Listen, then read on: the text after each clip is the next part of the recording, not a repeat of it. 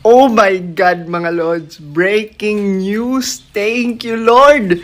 Kumanta na si Zaldico. Diba?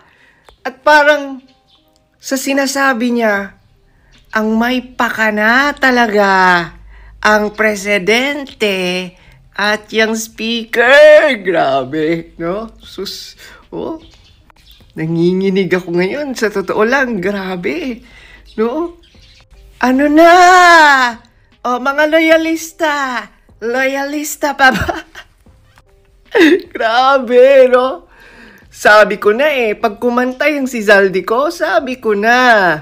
Imagine mo, in-instructionan daw siya ni Romualdez na wag na munang bumalik ng bansa. Talaga ba, tambaluslos? Ha? Diba? Sabi ko na Diba? Maglalaglagan yan. Laglagan time. Buti na lang, hindi kasali dyan si VP Inday. Buti na lang, simula pa lang, kumalas na si VP Inday. Good job, VP Inday!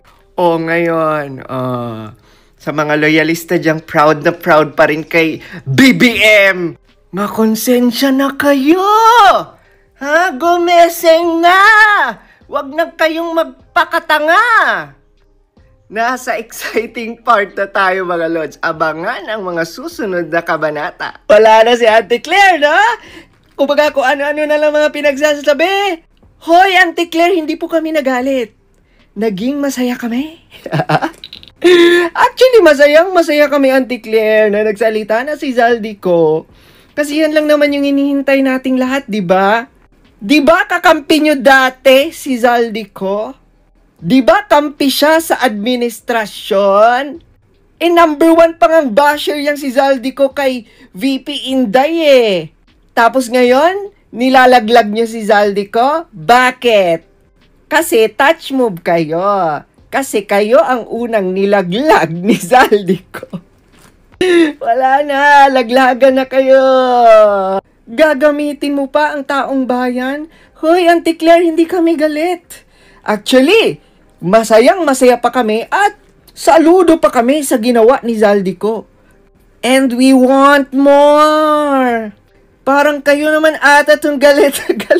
So yan po mga kababayan, ang tindi po ng pagiging double standard at hypocrite ng mga DDS na ito. Tuwan-tuwa po sila dun sa naging pahayag or yung mga isinuwalat ni Zaldico kahapon.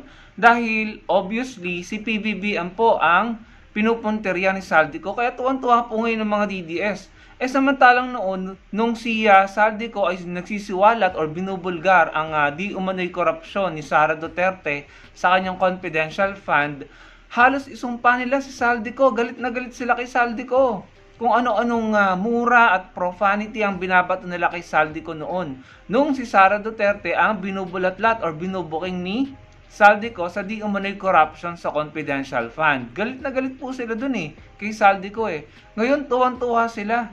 Nung panahon po na si Zaldico ay nadadawit yung pangalan nito sa family ni Duterte at saka sa overpriced laptops ni Duterte, nung dawit po dyan si Zaldico, wala silang imik ni hindi sila makapag-call out dahil nadadawit po yung kanilang idol. Madadawit yung kanilang idol, si Duterte. Kaya kahit massive ang corruption sa family, sa overpriced laptops na involved si Zaldico, walang imik, wala tayong narinig dyan sa mga DDS na yan. At nung kinukuda ni Zaldico yung di umano'y corruption ni Sara Duterte sa confidential fund, galit na galit sila dito.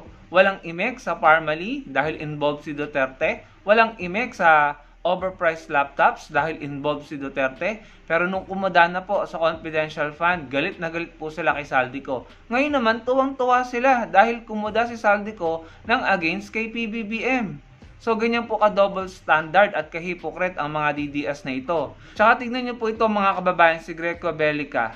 Nagpasalamat pa kay Zaldico, dadami daw po yung sasama sa rally, no? Dahil din sa video na yan ni Zaldico. Well, in my opinion at sa opinion nga po ng marami, perfect timing po yung paglabas ng video na yan ni Zaldico dahil malapit na po yung massive rally daw na gagawin ng INC, ng KOJC at saka ng JAL. So sa tingin po namin, sinadya ito para mas madagdagan yung mga taong sasama sa rally nila. And eto na nga po, sinabi na nga po ni Greco Bellica. So yung mga tao ngayon iniisip, ano ba yung video na yan ni Zaldico? Scripted ba yan? At bakit perfect timing. Malapit na yung rally ng INCJIL at saka ng KOJC.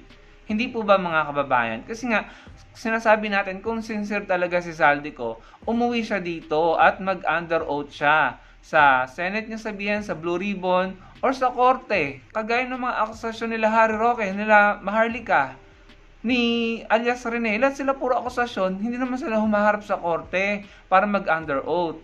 Eto si Zaldico, nagmukha lamang siyang naglilinis ng pangalan or naghuhugas ng kamay. Nagtuturo siya ngayon.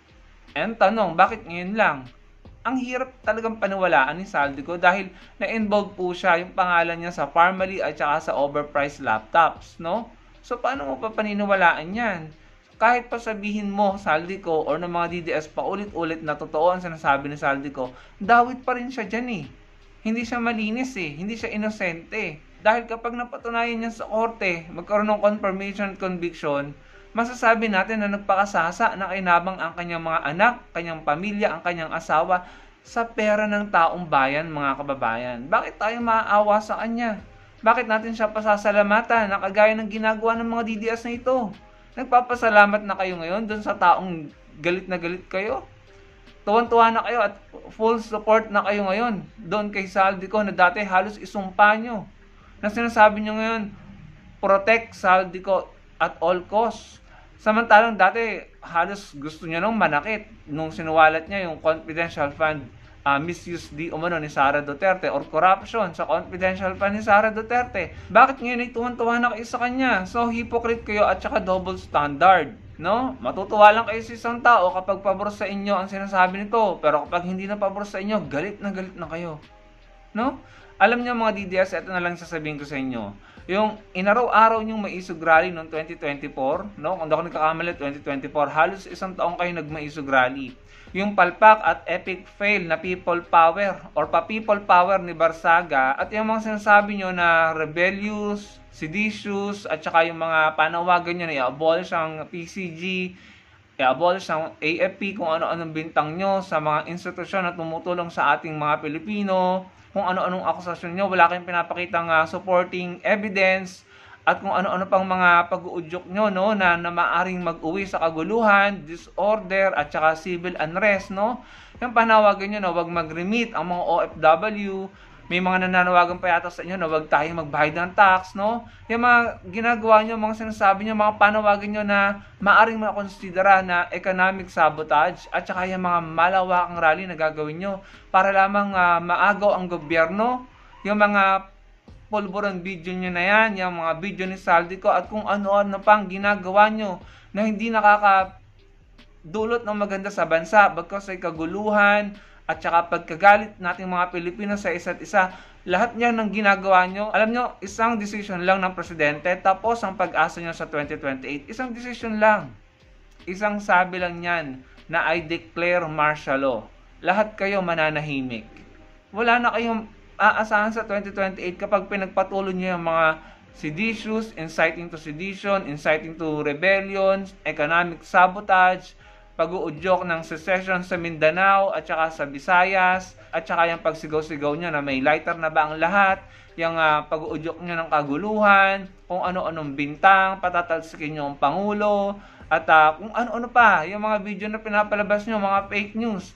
Isang sabi lang ng presidente na I declare martial law, wala na. Tapos na ang pag-asa nyo na makabalik sa kapangyarihan sa 2028. At huwag nyo sisisihin ang Pangulo kapag nangyari yun. Dahil kayo yung mga gumagawa ng maaari nyo maging dahilan para magkaroon siya ng valid reason para magdeklara ng martial law, mga DDS. Yan sinasabi ko sa inyo kayo lagi ang may kasalanan sa mga karma at kamalasang nagaganap sa inyo, sa kampo nyo. Yung mga nakukulong sa inyo, naaaresto, nagtatago, nagpapa-asylum, nagpapa-TRO sa Supreme Court, kung ano-anong pag-iwas, mga duwag naman pala kayo.